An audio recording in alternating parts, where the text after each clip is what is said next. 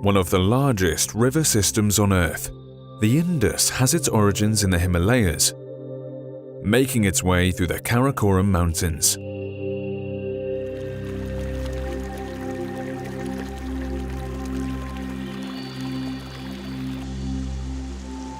These heights are home to several dozens of frozen giants of ice that touch the lives of every Pakistani in the Indus River basin.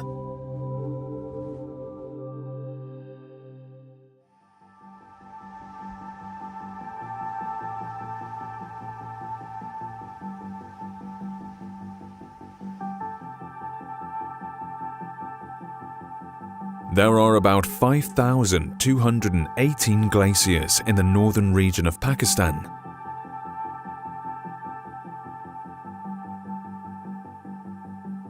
These glaciers contribute around 3/4 of the water volume in the Indus River. Several streams originating from these glaciers feed the river, while also forming freshwater lakes.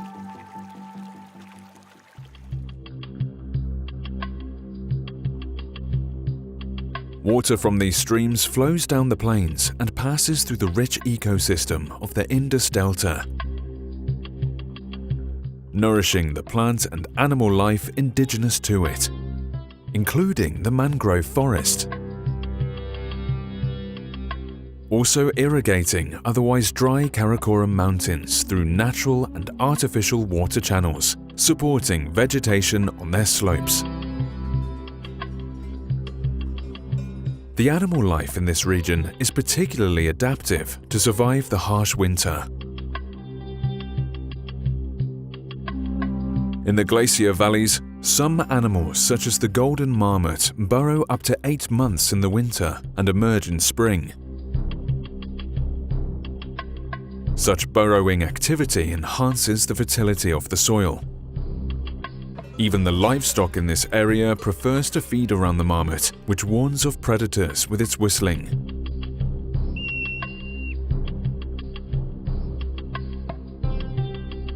But the presence of the golden marmot is also a sign that predators such as the snow leopard are not far off, as it makes a significant part of the leopard's diet, the necessary fuel for this rare species to survive in this unforgiving climate.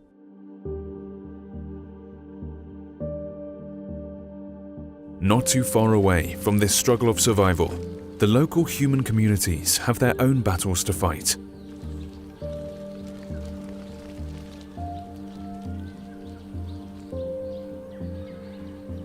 Wheat and potato are among the preferred crops for these communities. But what really helps them endure the winters in the glacial valleys is apricot, a popular part of diet here in Hunza, a valley located near several low-altitude glaciers.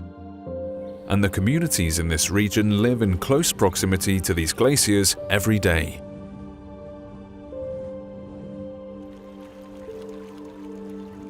Spostuni abadigi tokskem glacier. Yazın alava sposten hechiz mala mumkin nast.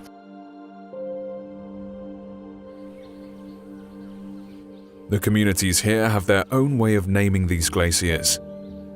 Normal, tezgesh gatich, ranga shuvastevan, gor gavchuzam. Ka josh neshvizit. Josh khorosh meshvizit ka neveda mochiadan koishistat ko damgatma.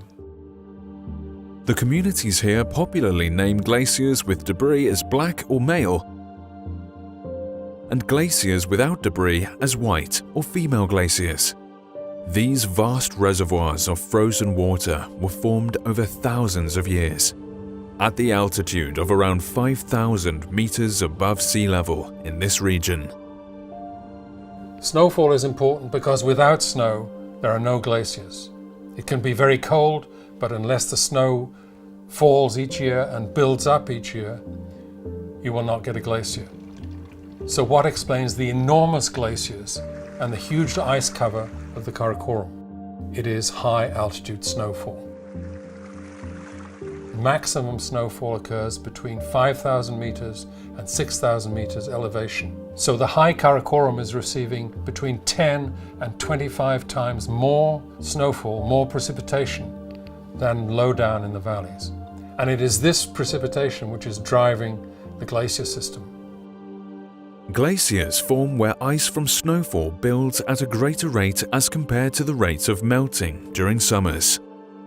Likewise, these glaciers recede when the rate of ablation or melting becomes greater.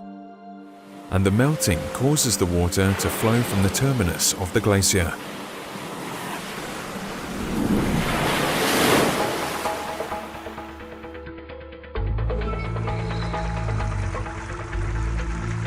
But these life-nourishing glaciers also present a looming threat.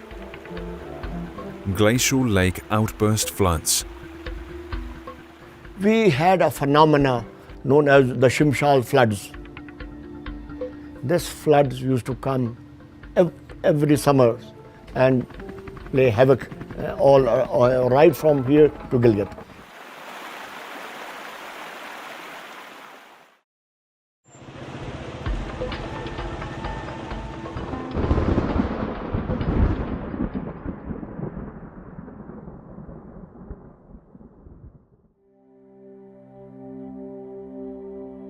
With the growing threat of climate change, the glacial lake outburst floods are becoming more unpredictable than ever.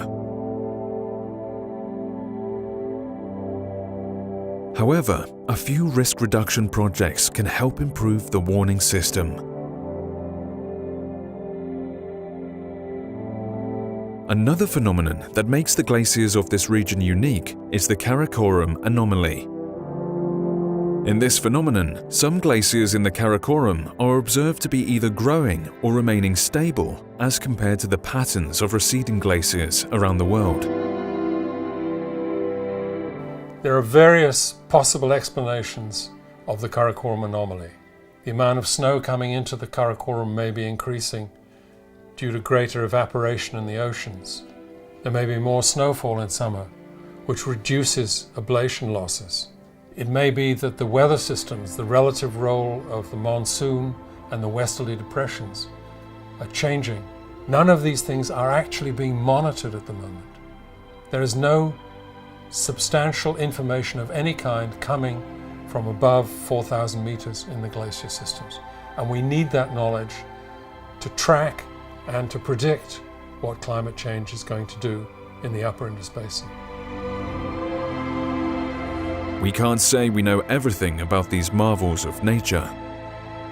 Perhaps greater research and exploration of these ice giants would uncover more secrets,